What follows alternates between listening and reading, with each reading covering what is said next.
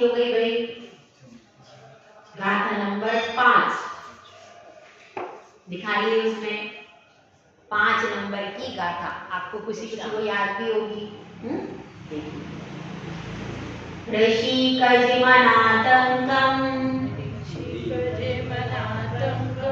दीर्घकालोपलालितं नाके नाकोकसां सौख्यं नाके नाकोकसामिव।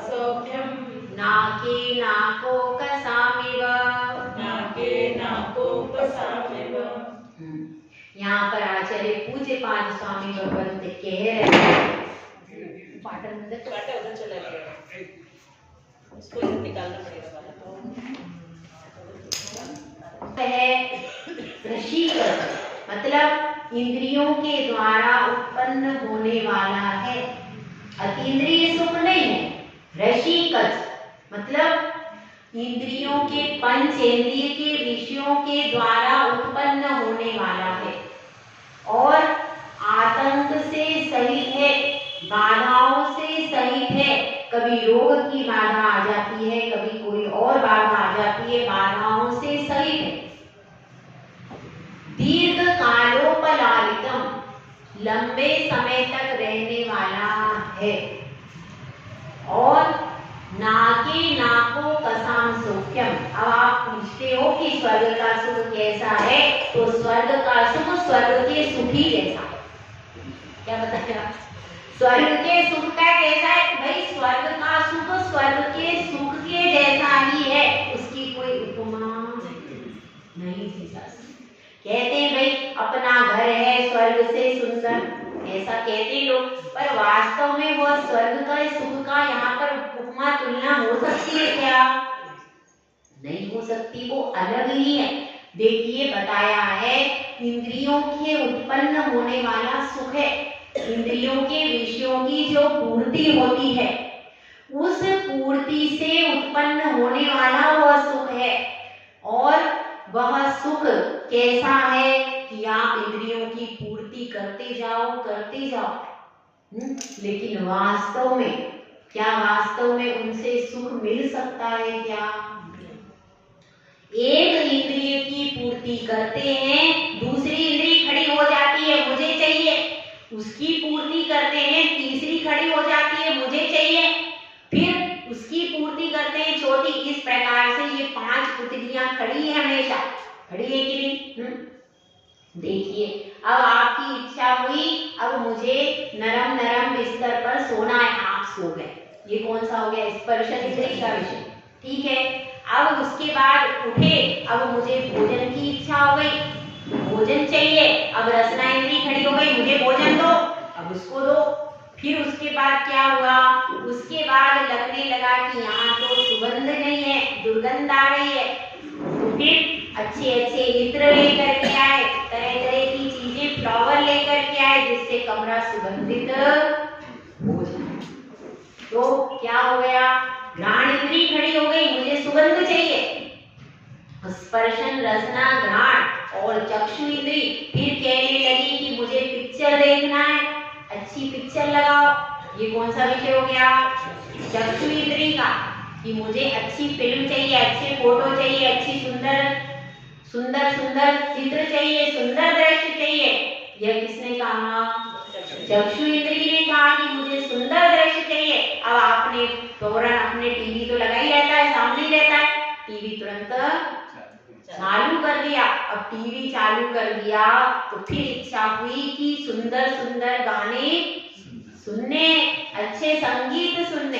प्रवचन की इच्छा नहीं होती, काय की इच्छा होती है? अच्छे अच्छे संगीत सुनना है, मधुर मधुर वाद्य यंत्र सुनने, तो उनकी इच्छा हो गई। अब यह 5वीं इंद्रिय भी आकर के खड़ी हो गई। फिर हमने संगीत सुनने लगे। अब संगीत सुनते सुनते फिर से लगा भैया आप तो प्यास लग रही है, फिर से वो खड़ी हो गई। तो ऐसा ही करते करते पूरा जिंदगी खत्म होती है कि नहीं? खत्म हो जाती पूरी जिंदगी इन्हीं की पूर्ति करते करते। एक को पूर्ति करते हैं, वो शांत नहीं होती, दूसरी आ जाती है।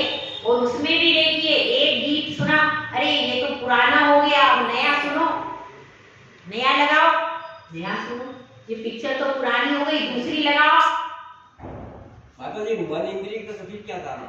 हाँ, मन इंद्रिय मन डिसाइड करता है क्या अच्छा है क्या बुरा। जैसे कि अब पिक्चर, अब उसने मन इंद्रिय ने डिमांड की मुझे पिक्चर देखना है, अब मन डिसाइड करेगा कौन सी देखनी, ये पुरानी वाली है, ये नई वाली है, इसमें ये हीरोइन है, इसमें ये हीरोइन है, ये सब डिसीजन कौन करेगा? मन का काम वो डिसीजन मेकर है।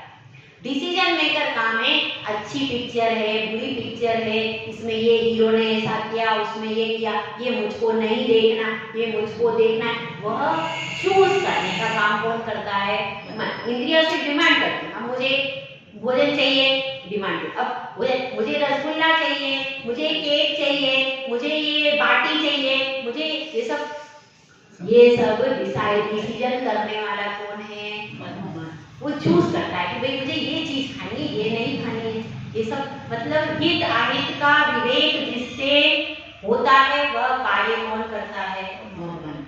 इसीलिए जो संगी पंचेंद्रिय होता है वही सम्यक दृष्टि बन पाता है।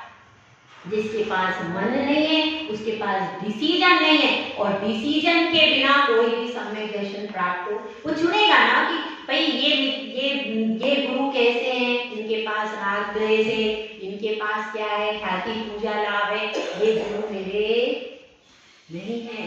ते गुरु मेरे मन बसो तारण तरण जिहाज आप तरई पर तारही, ऐसा कौन डिसाइड करेगा? ये मन डिसाइड करेगा कि मुझे कैसा गुरु चाहिए, मुझे दिगंबर गुरु चाहिए, ये मन डिसाइड करे। तो जिसको विवेक ही नहीं है, चुनने का तरीका ही नहीं पता है, वह सम्यक दृष्टि हो ही नहीं सकता। इसीलिए मन के बिना सम्यक दृष्टि नहीं बन सकता। मन बिन निपट अज्ञानी भयो, आता है किसमें? जब तक, इसीलिए मन का लेकिन सही उपयोग करो। सही उपयोग करोगे तो आपका सम्यक ज्ञान बढ़ता जाएगा, और अगर खोटा उपयोग करोगे तो पंचेंद्रिय के विषय भोगों में रात दिन पड़े रहोगे, और इंद्रियां कभी तृप्त होती है क्या? कभी भी नहीं होगी। आप पूरे अनंत काल तक भी इनको तृप्त करने की कोशिश में लगे रहोगे ना, मन कभी उन इंद्रियों से संतुष्ट होगा। हाँ, मन को आप दिशा दे सकते हो, मन को दिशा दे सकते हो, नहीं लिया इंद्रियां तृप्त नहीं होंगी। अपन क्या करें? अपन आज ऐसा करें, आज हम महाराज के प्रवचन सुनने चलते हैं, आज हम पूजा करते हैं, पूजा की आज विधान में जो विधान हो रहा है उस विधान को सुनते हैं। ये सब डिसीजन कौन करेगा? मन करेगा। देखिए, अब मेरा आपसे छोटा सा प्रश्न है, ये विषय थोड़ा सा बदल गया पर ले लेते हैं। देखिए, ये बताइए, मन राजा है, इंद्रियां उसकी दासियां, सही है कि गलत है? हाँ भाई, सुनीता जी से पहले, संगीता जी का, सॉरी नाम गलत किया। संगीता जी, लोग ऐसा कहते हैं मन राजा है, इंद्रियां उसकी दासियां, यह गलत है कि सही है? दोनों पक्ष के कभी मन राजा बन जाता है, कभी स्वयं बन जाता है, इंद्रिया स्वयं में राजा है वैसे तो। अच्छा, इंद्रियां भी राजा बन जाती है, कभी मन राजा बन जाता है। ठीक है, पीछे से कोई बताना चाहेगा महिलाओं में? और भी आप बता सकते हैं, ये बात सही है कि गलत है? मन राजा है, इंद्रियां उसकी दासियां है, सही है कि गलत है? सही है। इधर पीछे से कोई और नया कुछ बोल पाएगा तो सही। यदि मन को ही राजा मानेंगे तो फिर जिनके एक ही इंद्रिया उनका क्या होगा? वो भी तो अपने इंद्रियों के विषय में वशीभूत होकर के। ठीक है, हाँ, अब मैं बताऊंगी। हाँ, आप इधर बताइए, ये बात सही है कि गलत? मन राजा है, इंद्रियां उसकी दासियां हैं, यह बात सही है कि गलत है? सही। हाँ, सही है। ये व्यक्ति तो मेरे साथ हो, कोई तो मेरे साथ हो जाएगा। हाँ भाई बताइए, और आप बताइए। सही नहीं है। सही नहीं है। अच्छा, चलो, सही नहीं है। एक आंसर सही नहीं आया, एक आपका भी आंसर आया। अब मेरा आंसर थोड़ा सा अलग है, थोड़ा सा आप लोगों से अलग है। तो क्या है वो सुनिए। देखिए, एक अपन पढ़ते हैं जीवन दर चरित्र, पढ़ा है आप लोगों ने? उसमें एक काष्टांगार था। वो काष्टांगार ने राजा सत्येंद्र का राज्य हड़प लिया था, और हड़प करके और उनको भी रख दिया था। ये सब आप जानते हैं कि नहीं? जानते हैं ना। इसी तरह से समझिए कि आत्मा राजा है। आत्मा क्या है? आत्मा राजा है, मन मंत्री है, सिर्फ सलाह देने का काम है उसका। अगर हम मन को राजा बना लेंगे तो क्या प्रॉब्लम आएगी पता है? मन को यदि हम राजा बना लेंगे तो सिद्ध भगवान के पास मन नहीं है और अनंत भगवान के पास भाव मन नहीं है। अगर हम मन को राजा मानते हैं तो फिर क्या अनंत भगवान और सिद्ध भगवान जो है वो राजा नहीं है? फिर समझ में आए? तो मूल रूप से जैसे राजा सत्येंद्र का राज्य उस मंत्री काष्ठंगार ने हड़प लिया, ऐसे हमारा राज्य है, हमारा अनंत चतुष्टय रूपी साम्राज्य उस मन रूपी मंत्री ने हड़प लिया। वह ऊपर बैठ गया। किसके ऊपर? हमारा राज्य है, ये अनंत चतुष्टय रूपी राज्य है। उस अनंत चतुष्टय रूपी राज्य को कब्जा करके बैठ गया मन। और हम क्या समझने लगे? मन के अनुसार चल रहे हैं। मन जैसा कह रहा है वैसे। मन लोभी, मन लालची, मन है चित चोर, मन के मते न चालिए घड़ी घड़ी में और। तो लेकिन हम मन के मत से चलने लगे तो क्या स्थिति बन गई कि भाई आत्मा तो दब गया और उसके सिर पर मन बैठ गया। और मन प्रभावित किससे है? इंद्रियों से, विषय भोगों से, उनसे प्रभावित मन है।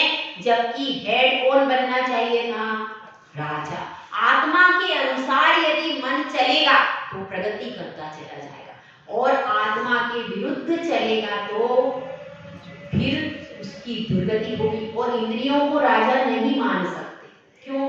क्योंकि देखिए सिद्ध भगवान के पास में इंद्रियां नहीं है और अनंत भगवान के पास भाव इंद्रिय भी नहीं। तो इंद्रियां यदि राजा होती तो वो वहां होती, मगर वहां तो नहीं है। क्योंकि राजा को तो हर हाल में रहना ही चाहिए। अगर राजा ही खत्म हो गया तो वो तो खेल ही खत्म हो गया। राजा तो मेन है ना। तो राजा आत्मा चेतन रूपी राजा है हमारा। मन क्या है? मंत्री है। तो राजा के आदेश के अनुसार यदि मंत्री चलेगा तो क्या हो जाएगा? तो सक्सेस होगी। और मंत्री के अनुसार राजा हर बात मंत्री की मान ले, कोई जरूरी है क्या? हर बात मंत्री की राजा, कई बार मंत्री गलत भी हो सकता है, वो सिर्फ सलाह देता है। कई बार मंत्री गलत भी हो जाते हैं। तो इसलिए मंत्री का काम है सलाह देना। मेन राज्य की व्यवस्था देखना किसके हाथ में है? राजा। तो आत्मा रूपी राज्य, आत्मा रूपी राजा जो है चेतन राजा है, यह अनंत चतुष्टय रूपी राज्य का राजा है। और इंद्रियां क्या है? इंद्रियां दासियां हैं, लेकिन वो उनकी मूल होल्ड आत्मा के हाथ में होना चाहिए, मन के हाथ में नहीं। मन उनको आत्मा रूपी राजा के निर्देशानुसार मन उनको कह सकता है। समझ में आई बात? तो आज तक हम ये समझते रहे कि मन राजा है इसलिए भटकते रहे, इंद्रियां रानी है इसलिए भटकते रहे। यदि हम सही तरीके से आत्मा को राजा के रूप में प्रतिष्ठापित करेंगे तो मन और इंद्रियां एकदम सही लाइन पर हो जाएंगी। और यदि सही रहेगा, मुख्य जो राजा सही रहेगा, तो राजा के पीछे जितना सब पीछे का परिवार चल रहा है, परिकर चल रहा है, वो सब कंट्रोल में रहेगा। तो देखिए अब यहाँ पर बताया क्या गया? शीकज मनातंकम दीर्घ कालोपलालितम। आतंक से सहित है सब कुछ, सब सुख है, लेकिन उसके पीछे देखिए बड़े बहुत सारे दीर्घ कालोपलालितम। जो भोग भूमि में भी सुख है, कर्म भूमि में भी कुछ जीव सुख प्राप्त करते हैं थोड़ा बहुत इंद्रियों का, तो यहाँ भी थोड़ा सा सुख है। इससे ज्यादा है पल्ले प्रमाण भोग भूमि, और उससे भी ज्यादा सुख है कहाँ? ज्यादा समय का, कहाँ? 33 सागर तक का आपको मिल जाएगा सर्वार सिद्धि में। ठीक है, तो वहां पर सुख की अवधि ज्यादा है, लेकिन फिर भी आतंक का मतलब क्या, मृत्यु के आतंक से वो प्रभावित है। 33 सागर के बाद भी आपको नीचे तो आना ही पड़ेगा। ऐसा नहीं हो सकता कि हमेशा के लिए वो चीज रह जाए, हो सकता है क्या, क्योंकि वो हमारा स्वभाव है ही नहीं, इंद्रियां और मन स्वभाव नहीं है। इसीलिए जो स्वभाव नहीं है उसके आश्रित से जो सुख मिला है वह कितने दिन टिकेगा, नहीं टिकेगा। स्वभाव ही लंबे समय तक टिक सकता, विभाव कभी भी लंबे समय तक नहीं टिक सकता। इसलिए कह रहे हैं कि ऋषि कज मनातंकम, आतंक से सहित है, मरण से सहित है, और दीर्घ कालोपलालितम, लंबे समय तक रहने वाला है। लेकिन नाके नाको कसाम सौख्यम, यह जो स्वर्ग का सुख है इसकी उपमा केवल स्वर्ग के सुख से ही दी जा सकती है, क्योंकि वहां पर जो क्या है, कल्प वृक्ष है, वहां पर जो देवांगनाएं हैं, वहां पर परिवार का कॉन्सेप्ट नहीं है, संतान नहीं होती वहां। हाँ, इसीलिए कुछ लोग कहते हैं कि माता जी देखो अभी आप कहती हो नाती पोते में लगे रहते हैं, दीक्षा लेना चाहिए, तो माता जी नाती पोते यही मिलते हैं, देखो नरक में मिलते हैं क्या, नहीं मिलते। त्रियंश के पास होते हैं क्या, वो तो अपना बच्चा भी छोड़ देते हैं, त्रियंश के पास नाती पोते नहीं होते। नरक में नाती पोते, स्वर्ग में बच्चे ही नहीं होते। तो माता जी इसका सुख तो केवल यही मिलेगा, तो भोग लेने दो, दीक्षा लेकर क्या करना है, सही है कि नहीं है? तो ऐसा कहा जाता है। तो वास्तव में जो संतान की उत्पत्ति वगैरह जो होती है वो तो केवल मनुष्य पर है। त्रियंश तो अपने थोड़े से, उनको मुंह नहीं रहता त्रियंश, वो तो उसके थोड़े से बड़ा करते हैं बस, और हाथ पैर चलाने लगे तब वो छोड़ छाड़ के बढ़ जाते हैं। उनका कोई ऐसा मोह नहीं होता अपने संतान को, बहुत ज्यादा, थोड़ा बहुत होता है, लेकिन जितना एक स्त्री का रहता है बच्चों के प्रति, परिवार के प्रति जो यहाँ पर मोह है मनुष्य पर्याय में, वो सबसे ज्यादा है। ठीक है, तो यह अपनी बात चल रही है, ऋषि कज मनातंकम दीर्घ कालोपलालितम नाके नाको कसाम सौख्यम, नाके नाको कसाम। इसमें यह बता दिया कि भाई स्वर्ग का सुख इतना अच्छा है। तो अब वह कह रहा है शिष्य कि आपने बताया स्वर्ग का सुख इतना कैसा है, बहुत अच्छा है। अब इसको देख करके अब लोग क्या हो जाएंगे, प्रभावित हो जाएंगे इसको सुन करके। तो अब आप ये बताइए कि यह सब जो सुख मिल रहा है, यह जो सुख मिल रहा है, यह सुख तो लंबे समय तक रह रहा है।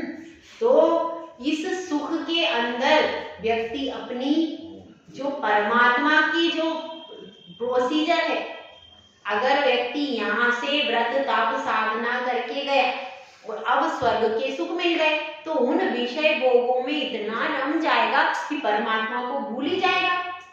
तो आपने ये सपना दिखाया ही क्यों, ये स्वर्ग का कॉन्सेप्ट रखा ही क्यों, रखने की जरूरत ही नहीं थी आपने को। आपने बीच में रसगुल्ला रख दिया, अब बच्चा तो रसगुल्ले में ही फंस गया ना, अब वो आगे नहीं बढ़ पाएगा। तो आपने जब स्वर्ग, आपने व्रतों के द्वारा आप कुछ और बताते, अब आपने स्वर्ग बता दिया, और इंद्रिय सुख की तो सब कुछ है, विषय सुख के पीछे इंसान पूरा संसार पागल हो रहा है, तो फिर यह तो व्यक्ति फंस जाएगा, फिर वो परमात्मा की राह पर कैसे जाएगा। तो अब गुरुदेव इसका कब उत्तर देंगे भाई, इसका कल उत्तर शाम को गुरुदेव, आप सब सोच के आना भैया, आप सब भी सोच के आना कि इसका क्या उत्तर हो सकता है, कि वास्तव में ये सुख तो कैसा है, इंद्रिय जनित सुख है। और यहाँ से बड़नगर से भी आए हैं, नेहरू नगर भोपाल से भी आए हैं गंधर्व जी, तो वो आपके सामने एक भजन प्रस्तुत करेंगे।